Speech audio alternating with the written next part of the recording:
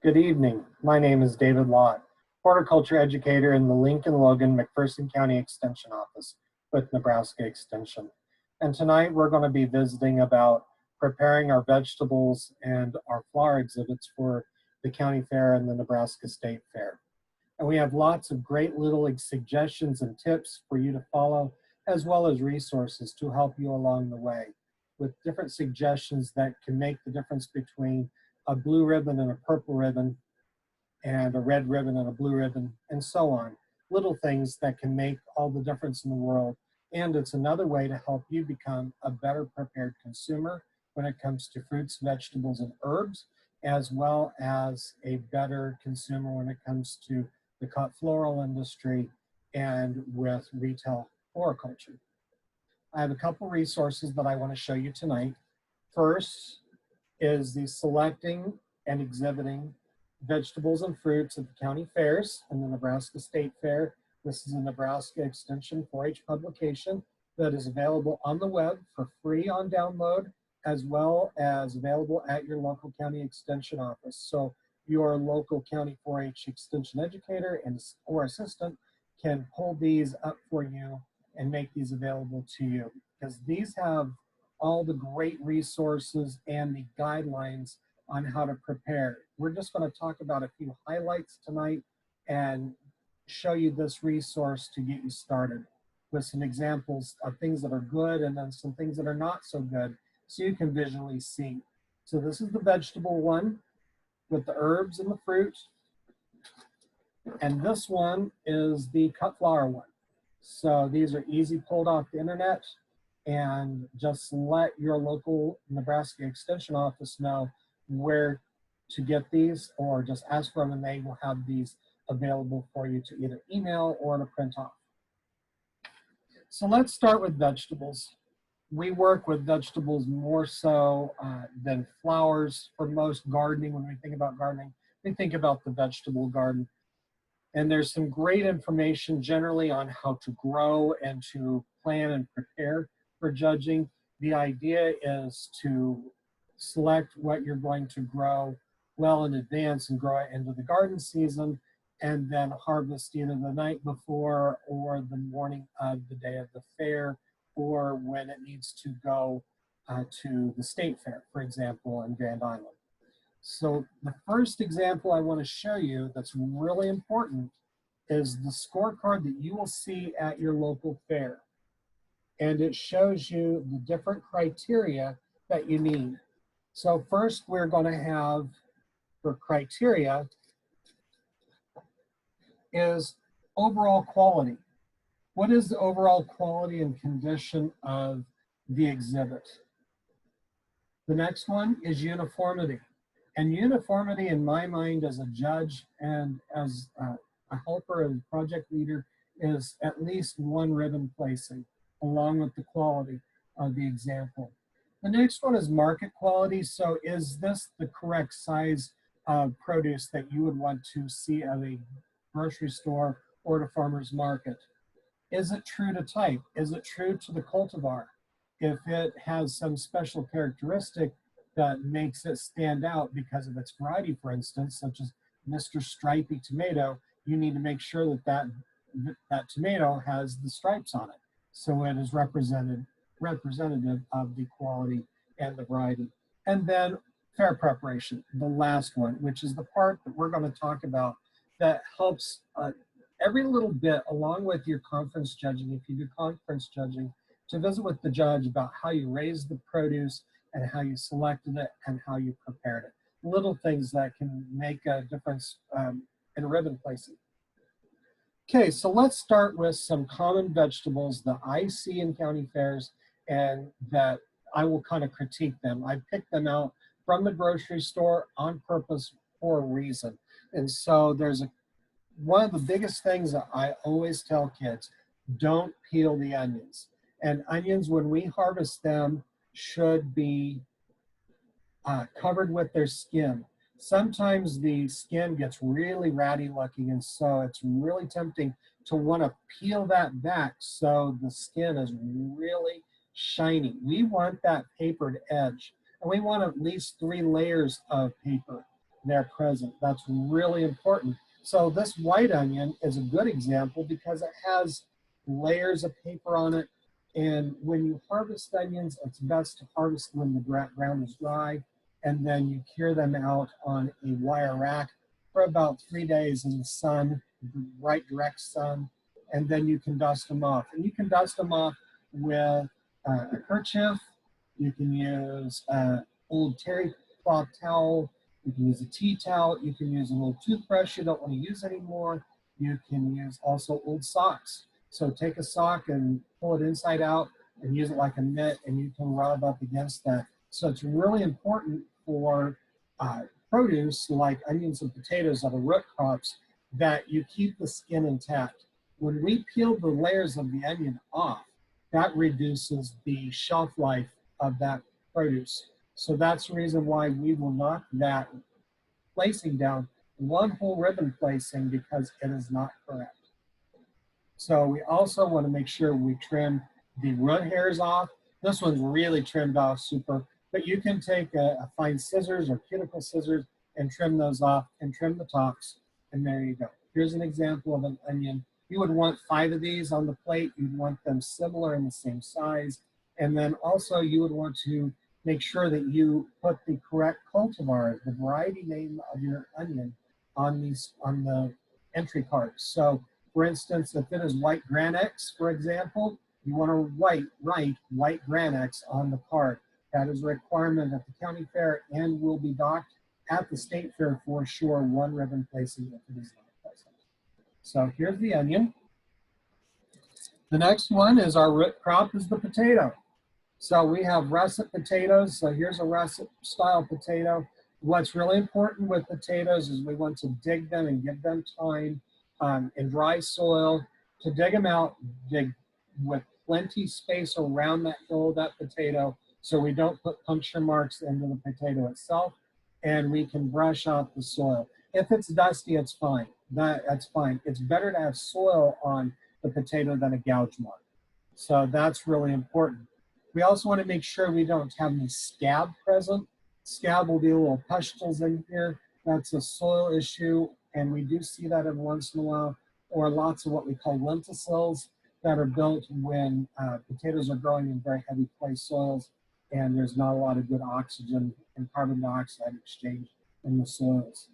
Another thing that I picked out specifically on the potato is we don't want to see any potatoes with any green.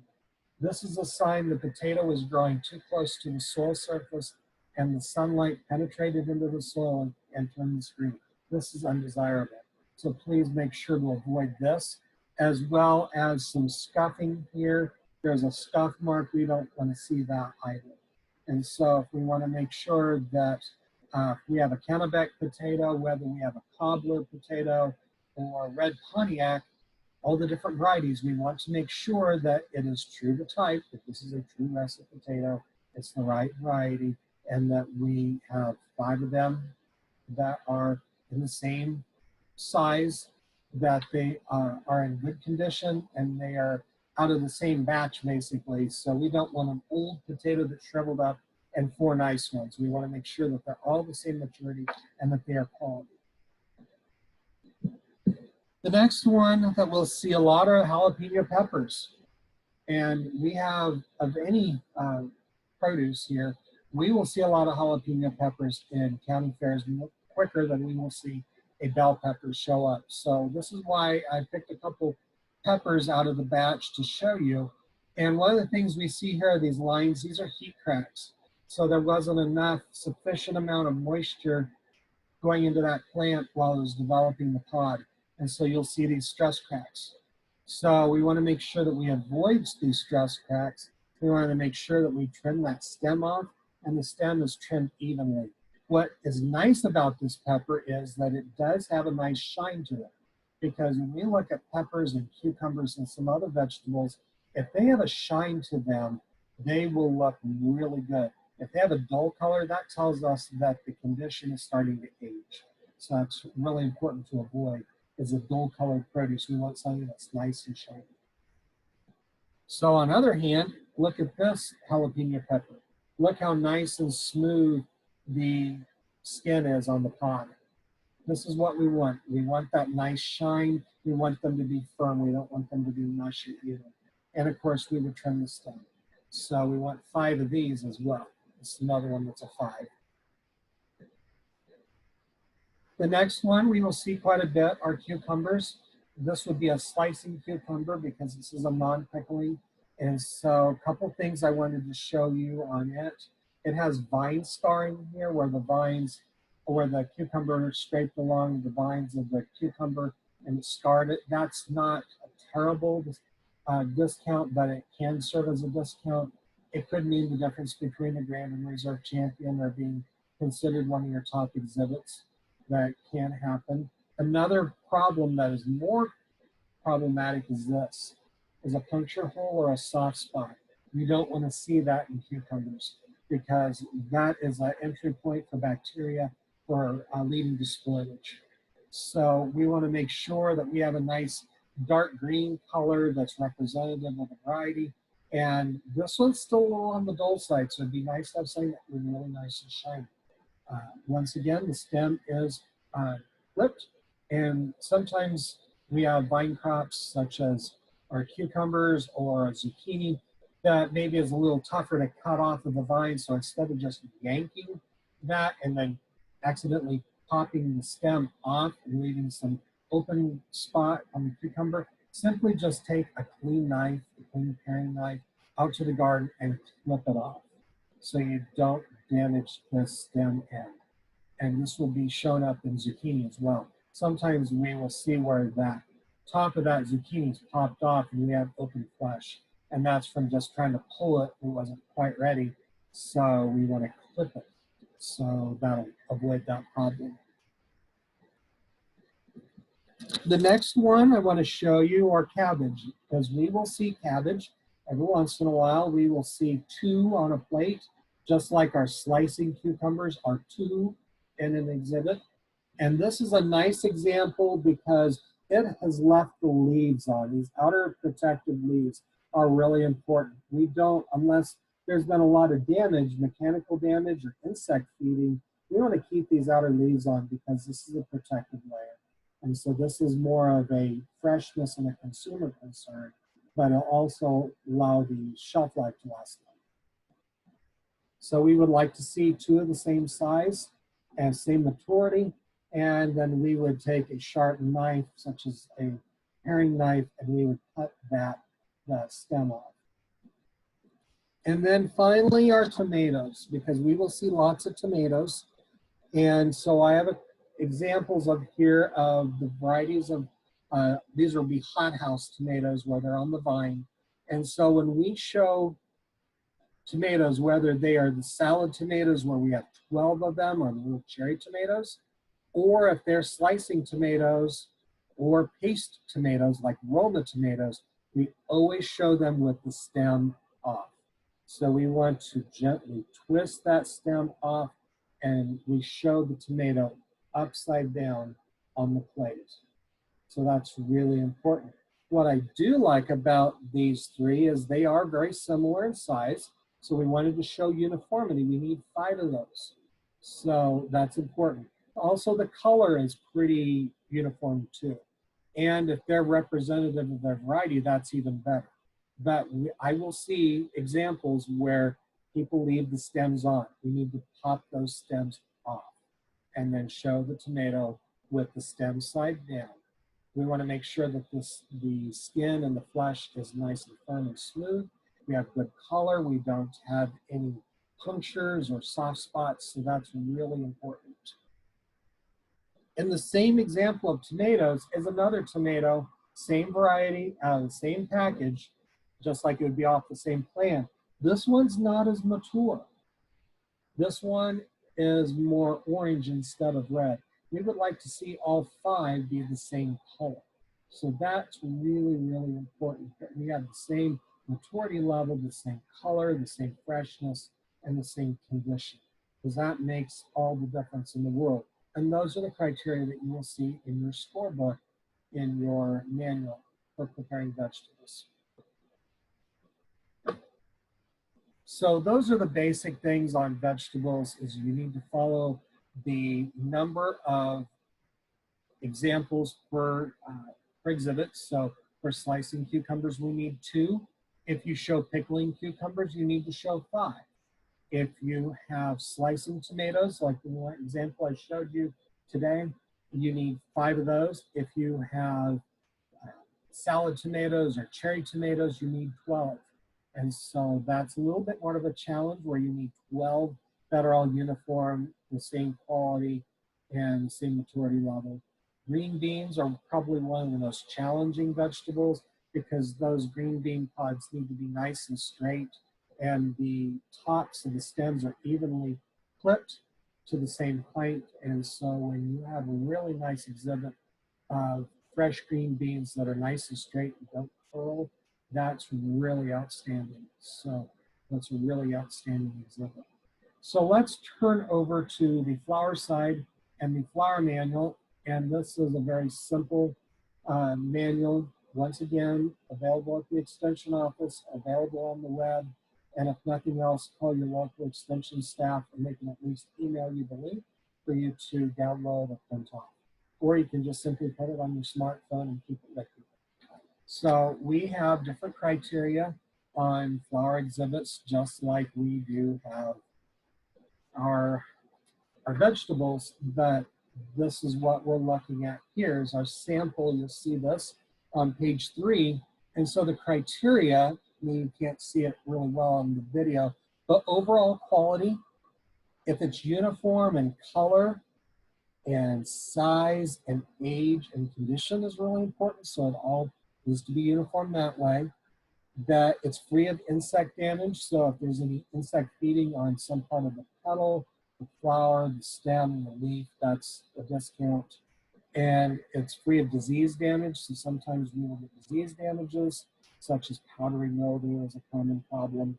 And if the fair preparation is correct, and if the foliage has been trimmed above the water line. So we don't want any foliage hanging below the water line and making the water murky and soggy and slimy. So that's really important. So we have this simple example. I have a couple things I would like to show you when it comes to flowers. We don't have a lot of cut flowers available right now, but this is a purple coneflower that I have out here at the farm in North Platte, and a couple things to show you.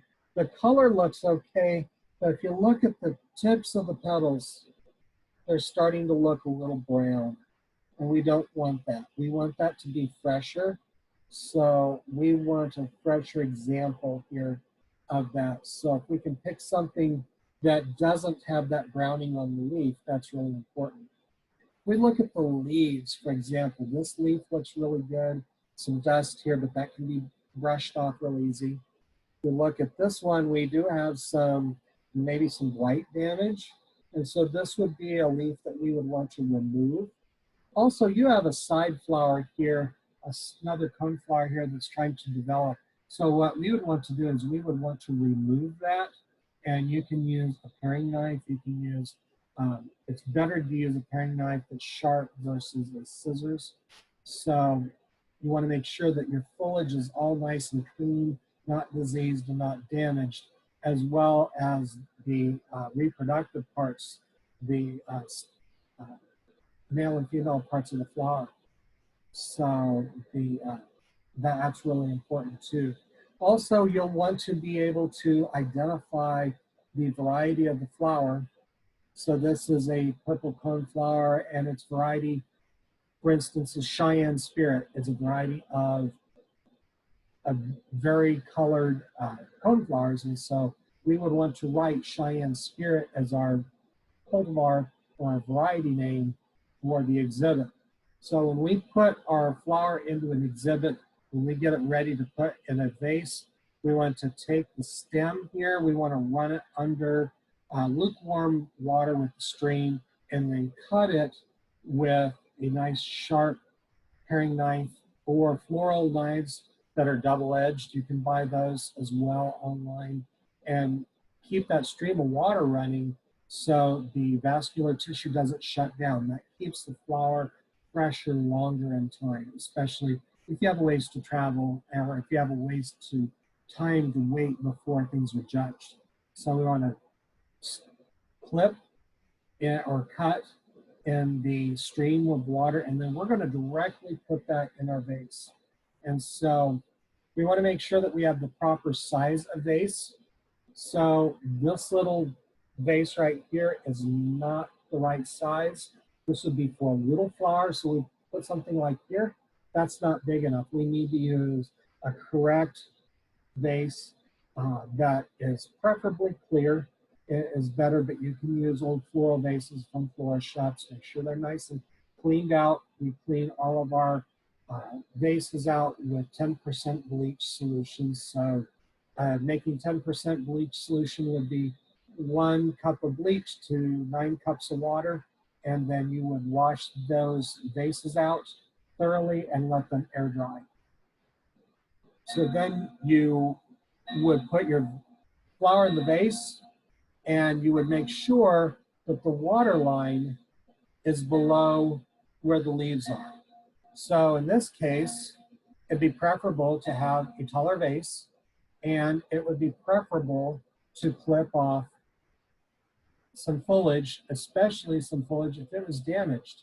So if we have the foliage that has some damage, so this leaf, for example, has some damage on it. See the spots? So we're going to take that off anyway. So we're going to clip that off. And so we're going to leave the fresh foliage that is nice and healthy looking, and then put it in the vase. So in this case, a drink glass would be fine. And this would be taller, so that would be correct. In this example, you would need 5 of these coneflowers, because this is a number that's required for the coneflower class, to put that in there. And so you'd want to make sure that they're all the same length, and that the foliage is not below the water line, and that they're all the same color, that unless they're in a mix. Sometimes we get flowers that come in a mix, and then your variety would be sunrise mix. You write sunrise mix. So you might have an orange, a pink, a purple, red. So that helps the judge understand. And please make sure that you're using actual names and not fictitious names, because our judges are pretty knowledgeable. So please make sure that you get the right name for your flowers for that. The next one would be a house plant. And I have an aloe plant that I have here in my office. And so we're going to look at that. It's best to have something that has a drain tray. It does have some debris and dirt, so we would want to brush that out. We want to make sure that the plant is nice and healthy and green, and it is. We do have some damage here. See some damage right here, and a damage on a couple of the tips. So that'd be something we would try to avoid. Another trick judges will use is they'll try to do what we call the pull test to see if these plants have been established in their container for a long enough time. Because we can tell whether something that has been bought at a grocery store or a nursery the day before, and it hasn't been established, that you haven't had it for very long. So also what's important is to know the variety of your aloe, for example. So a lot of times you will get aloe plants and they will have the tag and they will have the variety. And so we want to make sure that we put on our entry card on the bottom, we put our entry card with our name and our age and our county and the class number, and then that it's aloe vera is the name, but what's the variety? So write that on there. So that's really important.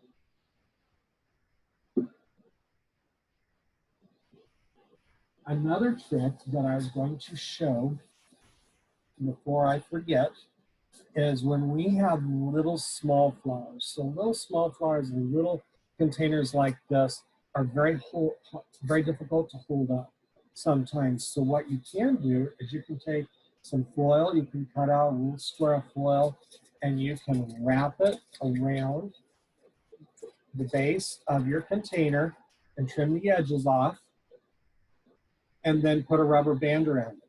Then you can poke 5 holes for the different examples that you want to show. So if you have 5 marigolds that have very short stems, this is perfect, so you can space those 5 flowers out on that foil and just poke them in, and they can be in the water and they can hold up and they won't just fall down.